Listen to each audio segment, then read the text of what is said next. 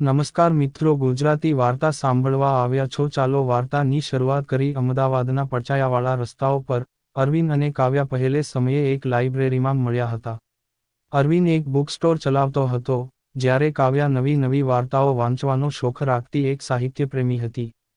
દરેક શનિવારે કાવ્યા લાઇબ્રેરીમાં આવતી, અને અરવિંદ તેના માટે નવીન અને અનોખી પુસ્તકો પસંદ કરીને રાખતો. સમય સાથે પુસ્તકોની પાંદડીઓ વચ્ચેનો સંબંધ દિલ સુધી પહોંચ્યો. પરંતુ કાવ્યાના જીવનમાં એક સમસ્યા હતી. તે અન્ય શહેરમાં નોકરી માટે પસંદ થઈ ગઈ હતી. જાતને અને પ્રેમને વચ્ચે રાખીને બંનેએ શું નિર્ણય લીધો? તેણે પ્રેમની કસોટી વટાવી કે નહીં? કાવ્યા જ્યારે અરવિંદને પોતાની નવી નોકરી વિશે કહી રહી હતી, ત્યારે તેના ચહેરા પર ખુશી હતી, પણ આંખોમાં અજાણી ચિંતા પણ. મને બેંગ્લોર જવું પડશે, અરવિંદ. એક મોટું મોકો છે. પરંતુ અરવિંદ એ વાત અધૂરી છોડી સમજી લીધી. પણ તું અહીં બધું છોડી જઈ રહી છે, એમાં હું પણ છું ને? ચુપ્પીનું આ નરમ મૌન ઘડી સુધી છવાયું. બંનેએ એકબીજાની આંખોમાં જોઈ લીધું. પ્રેમ હતો, પણ ભવિષ્ય ધૂંધળું હતું. અઠવાડિયા બાદ કાવ્યા ગઈ. અરવિંદે પોતાનું જીવન આખું પુસ્તકોમાં ફેરવ્યું, પણ દરેક પાનામાં તેનો પરિચય, કાવ્યા, ના યાદોથી ભરેલો હતો. બંને વચ્ચે ચેટિંગ અને વિડીયો કોલ થતો રહ્યો, પણ એ સાથે હોવાનો અનુભવ ગુમ થઈ ગયો હતો. 6 મહિના પછી એક શનિવારનો દિવસ અરવિંદ માટે દરવાજા ખોલે છે.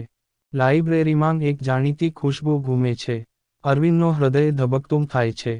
જ્યારે તેણે નજર ઉઠાવી તો દ્વાર પર કાવ્યા ઊભી હતી, હાથમાં તે જ પ્રથમ વાર લીધેલું પુસ્તક અને હાથમાં ટિકિટ, હવે આ શહેરમાં રહેવાનો નિર્ણય લઈને. કાવ્યાએ કહ્યું, પ્રેમ એ ક્યાંક પહોંચી જવા કરતાં સાથે ચાલવાનું નામ છે. હું મારા સપનાઓને ત્યાં લઈ આવી છું, જ્યાં તું છે. અરવિંદ. કાવ્યાએ શહેરમાં નોકરી બદલી અને હવે એ એક લાઇટ હાઉસ પબ્લિકેશનમાં એડિટર તરીકે કામ કરતી. અરવિંદનું પુસ્તક પ્રેમ હવે કાવ્યાના કાર્યજીવન સાથે જોડાઈ ગયું. બંનેએ મળીને એક નવી લાઇબ્રેરી શરૂ કરવાનો વિચાર કર્યો. નામ રાખ્યું છાનિયાની સાથે, જેનું મૂળ અર્થ હતો એકબીજાની છાનિયામાં શાંતિથી જીવવું.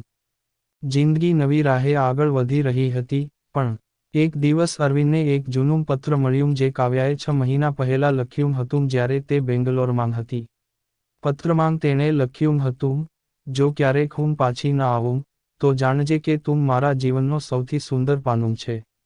પણ હું ના આવી શકી તો પ્રેમ ખોવાયેલો નહીં ગણજે, એ તો અંદર જીવી રહેલો રહે છે. અરવિંદના હાથ પી ગયા. એ જાણતું નહોતું કે કાવ્યા એ પત્ર લખતી વખતે કેટલી અસુરક્ષિત હતી. તેણે તરત કાવ્યાને ગળે લગાવી લીધું. અરવિંદ કહે છે, તું પાછી આવી ગઈ એ જ પોતે સાબિત કરે છે કે સાચો પ્રેમ ક્યાંય નહીં જાય. એ તો માત્ર રાહ જુએ છે. 1 વર્ષ પછી છાનિયાની સાથે લાઇબ્રેરી હવે શહેરના નવયુવાનોએ પ્રેમ વ્યક્ત કરવાનો કેન્દ્ર બની ગઈ હતી. જ્યાં અરવિંદ અને કાવ્યા પુસ્તકોના મજબૂત થપ્પા વચ્ચે એકબીજાને નિહાળતા રહે. અને દરેક નવા પ્રેમીને પણ એ શીખવે, પ્રેમ એ ફક્ત મળવાનું નથી. એ જીવનભર પાંદડા સાથે પાંદડા બની ચાલવાનું છે. અરવિંદની કોલેજનો મિત્ર રહેલી નિહારિકા અચાનક શહેરમાં પાછી આવી હતી. નિહારિકા હવે એક જાણીતી લેખિકા બની હતી અને છાનિયાની સાથે લાઇબ્રેરીમાં પોતાની નવી નવલકથા માટે લાઇવ રીડિંગ ઇવેન્ટ રાખવા આવી. કાવ્યા સૌ પ્રથમ તો ખુશ થઈ, પણ જેમ જેમ સમય પસાર થતો ગયો, નિહારિકાની નજીકીઓ અરવિંદ સાથે વધુ દેખાવા લાગી. અરવિંદ માત્ર મિત્રતા જ રાખતો હતો, પણ કાવ્યા હળવીફૂલ થતી રહી. અંતર્દ્વંદ શરૂ થાય છે. કાવ્યાને લાગવા લાગે કે કદાચ અરવિંદની પસંદ હવે બદલાઈ રહી છે. એના અંતરમાં જૂના ડર ઉઠે છે. શું સાચો પ્રેમ હંમેશા સાવધ રહેતો હોય છે? અરવિંદનો પ્રયાસ. અરવિંદે કાવ્યાના મનનો સંવાદ સમજવા પ્રયત્ન કર્યો. એક સાંજે કાવ્યાને એ જ લાઇબ્રેરીના એક ખૂણે લઈ ગયો જ્યાં બંને પહેલા મળ્યા હતા.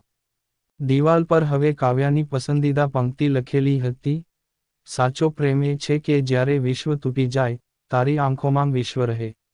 અરવિંદ બોલ્યો, કાવ્યા, નિહારિકા ફક્ત ભૂતકાળ છે. તું અને હું એ આજ અને આવતીકાલ છીએ. પ્રેમની છાનિયામાં અવકાશ છે, પણ તું એ પ્રકાશ છે જે મારે હંમેશા જોઈએ. કાવ્યાની આંખો ભીની થઈ ગઈ. એણે અરવિંદનો હાથ પકડ્યો અને કહ્યું, હું શંકા કરતી રહી, પણ તારા શબ્દોએ ફરી મને વિશ્વાસ આપ્યો. આવી જ સ્ટોરી સાંભળવા માટે ચેનલને સબસ્ક્રાઇબ અને વિડીયોને લાઇક કરજો મિત્રો. ધન્યવાદ.